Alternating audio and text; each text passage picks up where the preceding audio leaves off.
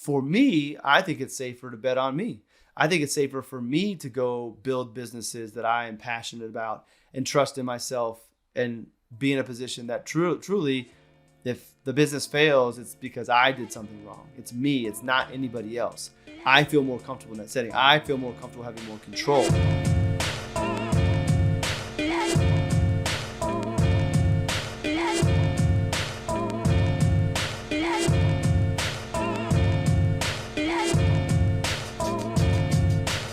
Well, hey there. I know it's been a couple weeks reliving some old episodes from the archives on The Pursuit, but it's nice to have that library of past content to fall back on when travel makes it a little bit harder to record. So as nice as that is, I'm glad to be back. Have a lot to talk about. Notebook is filled this week of things that I want to make sure I hit on.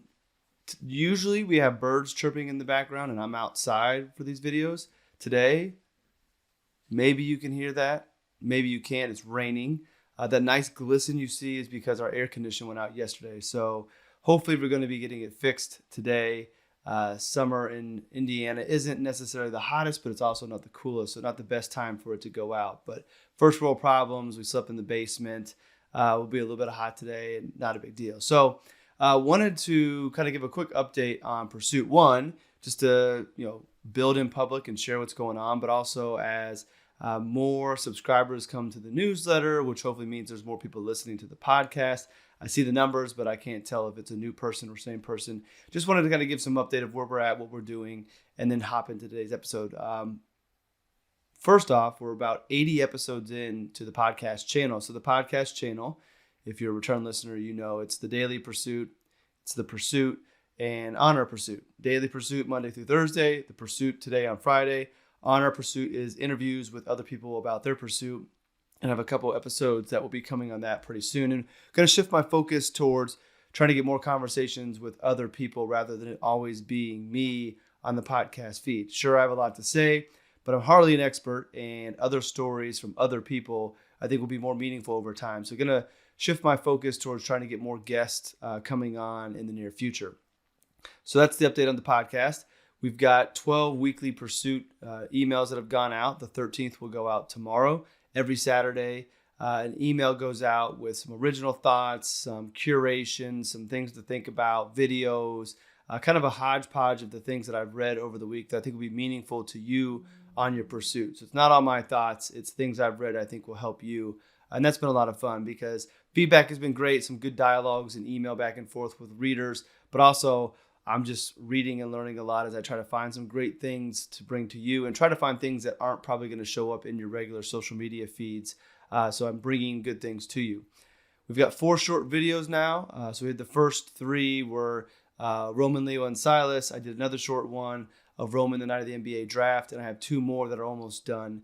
So the short videos documenting people living out their passion, taking a video story, combining it with a separate audio story to make one story showing you passion, how it works in people's lives and why, to try to inspire you to find more time and space for your passions and see what happens. So those will be turning up as well. And then have a first partnership for Pursuit. I wrote about it yesterday. There's a blog that is out actually on my personal blog. I felt that was the best place to put it. But Carl Paoli, a former guest of On Our Pursuit, approached me to help him with some financial literacy efforts for the U.S. Olympic breaking hopefuls. So if you did not know, breakdancing, an art form, a sport, is going to be having an opportunity to become an Olympic sport. So there is a team of individuals in the U.S. who are breakdancers, and the breakers are going to be trying to make the Olympics and hopefully have breakdancing become an Olympic sport going forward. Carl's in charge of helping them with their programming and training and some other things. But being the great guy that he is, he wants to help in a bigger way and try to help them from a business standpoint as well. How can they take this opportunity and build more for them and their family? And while he does well managing his finances, I'm sure, he's not a financial advisor. So he asked me to come and talk to the group. And I had my first talk with them. The very first presentation was called Flipping the Script on Money.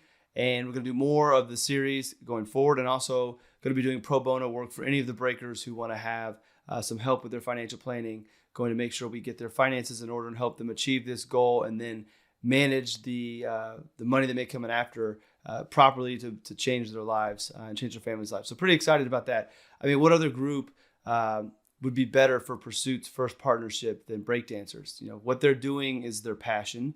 They're betting on themselves. They're thinking outside the box. Their art form is creative. Like everything that I think of when I think about Pursuit is embodied by these breakers. So I'm really excited to be able to be alongside them and help them in a way that I can, and show how Pursuit is going to be bringing, the pursuit of passion, finding that purpose, the mindset to achieve that life, along with the financial planning and financial thoughts that need to go with it, because those two can't happen without each other. You can't follow your passions. You can't make that a bigger part of your life without understanding your finances, without maybe making some changes and making them pull together. So not just aligning, but letting your dollars speak to those passions to give you the opportunity to let that grow. So really excited about that. And then the final, and I'll mention it again a little bit later on because it ties into the conversation, the Pursuit Collective. So I'm doing a beta group, and this is the first opportunity and the first attempt of Pursuit taking all of this content and these thoughts and helping people that it resonates with actually take action. So part of the business plan that you haven't seen yet, it's one of the branches of the Pursuit model that was not filled in on a blog post I did, is I want to do a collective group. So think of it like a cohort. I just don't like that name, where small groups, we get together, I have a 6-week curriculum, 6 meetings, 3 guest speakers, 6 one-on-one sessions. And at the end of it, the individuals who go through the collective will have a better idea of what are their passions, what are the things they want to be doing in their life, what do they want in life, which is what we're going to talk about today, and how are they going to start taking small steps to make that happen. So this is really going to be designed for those who are at a crossroads, those who know they're unhappy, those that are stuck. How can we figure out how to get unstuck and let our passions and our interests and our values lead us out of that sticky situation to a life that we're going to enjoy more, that will have minimal regret, and bring overall more happiness. So I'm really excited about this. The framework is laid out. I shared it a couple times. It's been in the weekly Pursuit, and we're gonna do 5 people in the first beta. I think we might be filled. There were 6 or 7 that showed interest, so giving them first chance. And then if there's any open spots, I'll be circulating that around and letting people sign up to fill that spot. But really excited about that, because this beta group 1 is going to give me the opportunity to help 5 people, but also will help me fine tune the collective so we can do more of it in the future and then begin to build on that with Pursuit going forward. So really excited about that, because it's something that I enjoy. I have a lot of these conversations, which would be week 1 of the class, but I don't get 2, 3, 4, 5, and 6 to help that individual actually take action and make change. So it's one thing to get somebody excited. It's one thing to point them in the right direction, but I know a lot of people don't continue down that path. The collective gives me the opportunity to keep with that, have some accountability, give some advice, be a sounding board, let people figure it all out. And then at the end of the 6 weeks, have a course of action to make change that's meaningful in their life. So really excited about that. So you can see a lot going on with Pursuit. An observation I've had is, as I share the vision and what I'm doing, what I'm excited about with people that I respect, mentors and friends, I'm realizing that the messaging and the story of Pursuit is not as clean and tight as it needs to be, which I'm okay with that, because it's still early on. And truthfully, while I know what I want Pursuit to be, as I'm looking over to the side of the camera, I have a whiteboard in our office, a glass board, and it has everything for Pursuit on it. I'm not going to show it to you because I don't want to put it all out there yet, but I know what Pursuit is going to be. I know the impact I want to have. I know what I want to be doing, but to put that in one concise message that is easy for people to say, yes, that's for me, no, that's not, I'm still not there yet. I'm still fumbling through my words, figuring out the correct messaging. And what I'm realizing is Pursuit today to different people means different things. So as somebody tells me, okay, I get it, Pursuit is, and they begin to tell me what they think it is, they get pieces of it, but I think in my head, nope, that's not it. I got to fine tune the message. I got to get better. I share this for a couple of reasons. One, transparency.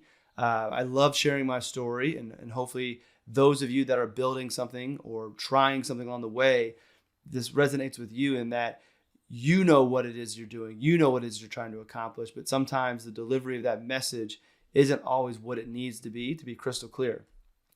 Secondly, beyond the transparency is I want you to realize that that's normal. Early on, especially if you're building something that is not a product per se, it's not a physical, tangible thing. Pursuit is a collection of different things. It's a lifestyle brand, a clothing brand. It's a content company. It'll be a collective course company and more beyond that. It's multiple things that all speak to the same message. So I can't just say it's a sweatshirt company, a hat company. It's a bunch of things that speak to an individual that has this mindset that wants more out of life, that wants to create their own life.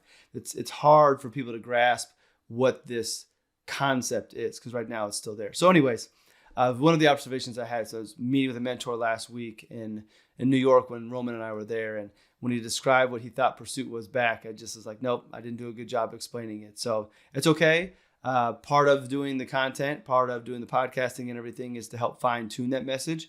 Eventually it's going to click and be like, that's the elevator pitch. That is the 10-second explanation of what Pursuit is that will give somebody an easy yes or no to move forward on the journey. Quick reminder though, remember Friday's episode's Pursuit. It's almost like an audio journal of my personal pursuit, building Pursuit. So while the daily Pursuit is meant to keep you going, give you things to think about, inspiration, this is kind of documenting what I'm learning, what I'm thinking about on my pursuit, whereas the On Our Pursuits, the documentaries, is highlighting other people's pursuits. So remember, a lot of these Friday episodes are my thoughts, my observations with some commentary. And then today I have some action items for you if it makes sense. But this week, I had opportunity to have a lot of great talks with some amazing people. And one of the things I realized, I noticed that a lot of more people than I realized know what they want out of life. They know where they want to go. They know why they're unhappy. They know what they would rather be doing. They just haven't been able to figure out how to put all the pieces together, which is where Pursuit comes in and hopefully over time can help facilitate that growth and that change. But I think coming into starting Pursuit, I thought more people just didn't know what they wanted. More people than I realized know, but there's still a lot of people who don't really know themselves. They don't really know what they want out of life. They haven't dug that deep. And I will say that as I say this, I don't say that A, in a judging way, or B, to pretend that I know everything about myself and everything that I want. I will tell you that I know more about me and my inner self and who I am and what's most important than I did a year ago. In the past, I've always kind of gone on my own path. I've pursued what I wanted, but it was maybe more surface level. And now I have a deeper understanding of who I really am, what's really important to me, to be shaping the life that I want to live and making it happen. So I don't say that those who don't really know, that are still living in the box that we've been put in by society, I don't say that in a judging way because I don't know everything about myself. It's always continued growth. And I don't think, truthfully, I'll ever know everything because we're continuing to grow and evolve. It's constant learning. It's constant open-mindedness and awareness of all this. But a lot of people are still boxed in. Maybe it means they're boxed in that they're on that 30-year career they're told they're supposed to have. Or maybe they're boxed in that there's things they want to do, but the limitations that family, society, whatever it may be, have placed on us keeps them from going to it. So there's different ways of being boxed in, but a lot of people are stuck there. And when I say being boxed in and living this life that we're told from a young age we're supposed to live, you got to go to school, you got to go to college, you get married, you find a career, you change employers 4 or 5 times, maybe you change career path once, you work for 30, 35 years, you retire, then you do all of the living that you wanted to do while you were having a family, and then you die. Like that path, I don't think is the right path for everybody. It's the right path for some, and I've talked about that before, but a lot of people, they need to wander. They don't need to go on that path. They need to do things on their terms. They just don't know that they can do it. And those are the people that are boxed in, that if you told them or they understood they had more control, they had more freedom, they could go pursue what they want, they would go do it. Going back to the people that I realize know a little bit more about themselves. They know what inspires them. They know what makes them happy. They know who they want to be around. They know what importantly, they don't want. They know what's most important to them. They know what the life that they want to live looks like, but they may not have it yet. So they know kind of the direction they're going, and maybe they know a little bit of the why. And the why is the really, really important part. Why do you want that? Why is this where you're going? Why are these the people you want to be around? As you ask why and dig deeper, then you begin to understand more and more about yourself. And as you get deeper and deeper, the vision and the understanding becomes more clear. So they may know some of this stuff, but they don't have all the pieces to create that life, or they're in the process of doing it. So I'll give you an example, an anonymous example of somebody who kind of represents having an understanding more of their deeper self and what they want, but still being constrained by the limitations of others. So I was talking to a friend about a career change that he could have upcoming. And one of his options would be to stay at home with his kids for a couple of years until they all get into school. And he immediately dismissed that as a realistic option, saying that he wanted to make sure he was a good example to his kids and showed them hard work. When he described initially, before the dismissal, staying home with the kids, there was a little bit of joy in his voice that I could pick up on, like that he might actually want to do that. And then the dismissal came of, well, I can't do that because I'm the dad, I'm the husband, I got to make money. I got to show them what hard work is like. And I know him well enough to know that being a stay-at-home dad would be something he'd be great at. I don't think it's something that he would not want to do, but we didn't have a chance to really dive too deep because it was a quick catch-up call. But I challenged him.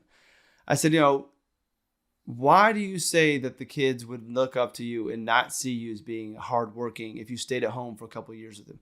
Why do you think that they would think that you were lazy, taking care of them and being home for them for a couple of years and then going back to the career and using that time frame to kind of scratch this creative itch that you say you have? Like, why do you think that? And I told him I didn't want to know the answer right now. We'll catch back up and he can let me know if he thinks about it. But if I had to guess, I don't think he really believes that. I think that dismissal came from what we've been conditioned through our lives of what success looks like, what we're supposed to do, the example we're supposed to put for our kids. And I did tell him, I said, I'd be willing to bet if you stayed at home for those 2 years and everybody in the family was on board with it and it made sense financially for your goals, that when the kids are older, they're going to be so thankful that they had that time with you. They're going to remember those years. And most importantly, he's going to remember those years and he's going to be thankful. And that's one of those things that later in life, he's going to look back and say, I'm glad I took those 2 years to stay home with them and be there and be present because we were able to do that versus not doing that and wishing he would have. So my challenge to him was, is that really your belief? And if so, then fine. Don't entertain that idea. But if you don't really think that way, if that's not really your core belief, but it's what has been placed onto you by others, then explore the option more. Don't take it off the table. It doesn't mean you have to do it, but give yourself the opportunity in 30 years to look back and say, remember when the kids were, young and I was going to stay home for 2 years, but we looked at the finances, the things we want to do, and it just didn't make sense. I'm glad that, I wish I would have been able to do that, but I understand why I didn't. And I'm glad we didn't do that because X, Y, and Z happened because I went back and found this new job. Give yourself the opportunity to know why you didn't do it versus, well, I just didn't do it because I wanted them to think I was a hard worker, because I don't think that's a true statement. So that is an example of somebody who knows what they want, potentially knows what they want, but is restricted by limitations that they've been conditioned to believe over life. And it takes time to break through those. And not to say it's an easy decision, but I hated that his immediate follow-up to that possibility was dismissing it because of a reason I don't think he really believes. It's a lot like in the world of financial advisors. If a financial advisor is not a fee-only financial advisor, they're real quick to dismiss why they're still, or they're real quick to explain why they're still a good advisor, why they're in this business model that they might charge a commission when they sell a life insurance policy because their clients need life insurance. There's this narrative in the financial planning world that fee-only is the best way to be. I'm a fee-only advisor, and I do think it's a good model, but it's not without its flaws. And it doesn't mean you can't still be a tremendous financial advisor in another business model. But because there's this conditioning in the profession, great financial advisors who happen to work in a different business model feel the need to explain themselves rather than just, I'm a good advisor and here's how I operate. You don't have to explain why and make it seem like you're covering for something that's wrong or flawed because all of the advisors out there have decided that fee only is the only way to be. So another example. So I'd like to give examples there. that path that I described earlier of go to school, go to college, get married, change jobs 3.4 times, retire, die, that path doesn't mean if you find yourself on that path and that's the path you continue on, that doesn't mean you can't have a good life. That doesn't mean anything negative. I just bring it up because I know for myself that's not a path I could live a meaningful, happy life. I would have regret. I would wish I would have done things, and I would, that's not right for me. And I know there's a lot of people out there like me, but I want to make sure that people realize you can still have a good life there, but you might be missing some cool opportunities because you don't give yourself the opportunity to wander a little bit. It makes you think of the quote that I shared this week on one of the Little Pursuit graphics from Rich Roll. Rich Roll said, "Safety isn't just an illusion; it's a cop-out." A lot of times the reason we stay on that path is because we're told it's the safe path. You want to have an income from a business. You want to have benefits. You want to have all this security that you get from working from a company. But what we're seeing right now, especially in the tech space and the economy, companies at the end of the day view their employees as numbers. And that safe path of working for a company isn't always that safe. My dad had a safe path working for a company. 24 years in, with a 25-year vesting on a pension, big pension, he was downsized and let go. After winning accolades and progressing up, it was a numbers thing. Company was sold, going through, trimming numbers on the new business, and he was let go. So that safe path wasn't that safe. And the safety of this benefit he was supposed to get because of staying on that safe path was taken away from him. So is it really that safe when somebody else can make a decision that drastically changes, your immediate picture and also your long-term picture? I don't really know if it's that safe. For me, I think it's safer to bet on me. I think it's safer for me to go build businesses that I am passionate about and trust in myself and be in a position that truly, if the business fails, it's because I did something wrong. It's me. It's not anybody else. I feel more comfortable in that setting. I feel more comfortable having more control. Having control and having freedom to me is safer than being constrained to somebody else being able to control my destiny. Now, there's benefits there. If you get in a good situation and you have a good income and good benefits, like that's not a bad thing. There are people who are on that path making more money than I am, who have more benefits than I do, but that's okay. And again, the pursuit is all to you, the individual.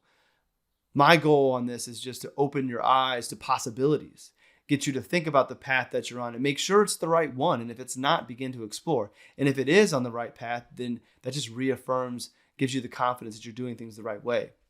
So I love that quote because what we're told is safe is not always safe. And it's really an illusion. And it's a cop-out from really stepping outside of our comfort zone and testing ourselves and challenging ourselves. But in that test and in that challenge, oftentimes comes a better way, a better life, a better path, more happiness. So don't let the illusion of safety keep you from busting out of that box or trying something new. All right. So as we come to the end of my notes and we're getting a little bit deeper into this episode, so what can we do? I don't want to just give you all of these thoughts that I have. If you find yourself in this position where there's more for you, you feel like there's more for you, your gut is telling you I'm supposed to be doing something else, or I know I want to be doing something else, but you don't know what it is. You just have this calling, but it's an undefined calling at this moment. What can you do? I think that one of the first things, and this will be one of the first things I have the collective do, is the ideal day exercise I've talked about before. I've written about it. I've talked about it. Shout out to Jason Wank, a friend and mentor of mine who made me do it. That exercise was very powerful on my journey and my pursuit. And it wasn't immediate. It wasn't that I did this exercise and reviewed it with him and then woke up and made changes. It was over a year later when I thought about that ideal day and looked at my current situation at that time and realized if I make this one change, it's a big change, but if I make this one change, I have my ideal day. It's there. And if I never wrote it down, I would have never made that connection and I would probably be killing myself and doing too much.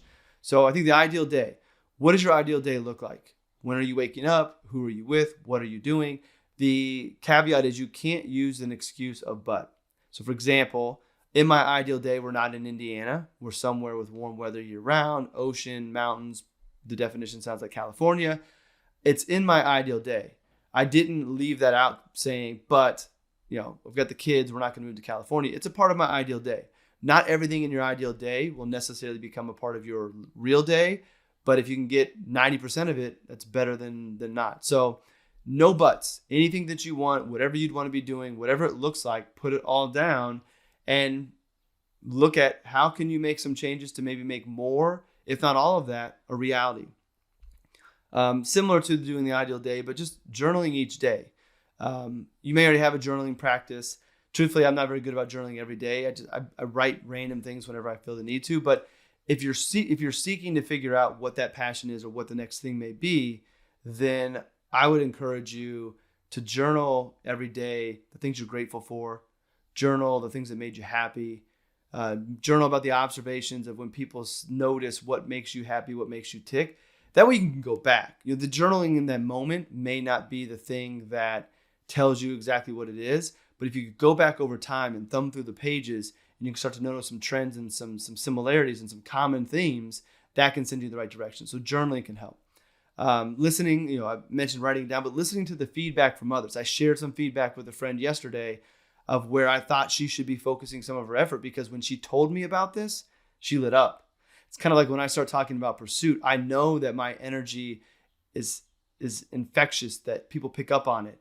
And people tell me, like, this is something we can tell you're excited about. What are people telling you that you're excited about? What are the things you're talking about you can't stop talking about, you can't stop thinking about? Make a note of that and explore that. Meditation is great. Meditation gives you the opportunity to slow down, quiet your mind, get to know your inner self better.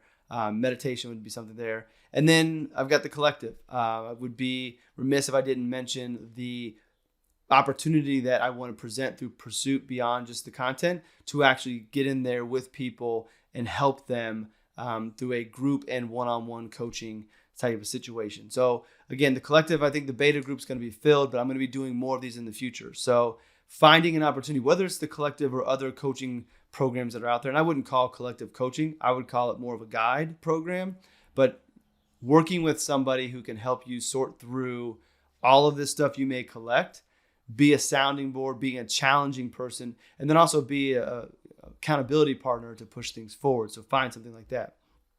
So why? So the why behind this comes because of one of the podcasts this week on the Daily Pursuit about we're all mortal.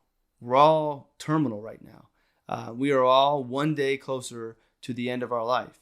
And it's usually when somebody has a life-threatening experience or a diagnosis where they think back on life and they want to change things and they want to make adjustments going forward to maximize the time they have left, because they know that time is closer. Those of us that don't have a terminal diagnosis, we don't know when the end is. So we naturally think it's way down the road. We have all this time, and maybe it is, but maybe it's not. And even if it is way down the road, why not have more years living the life that you really, really want versus trying to squeeze it all in and make up for time that we missed out on? There's a book called The War of Art by Stephen Pressfield. I've had this book for years. I got it when I first started creating content and never really got into it. I picked it back up this week. I was thumbing through it this morning as I ran to the office to get my cameras so I could come home and record.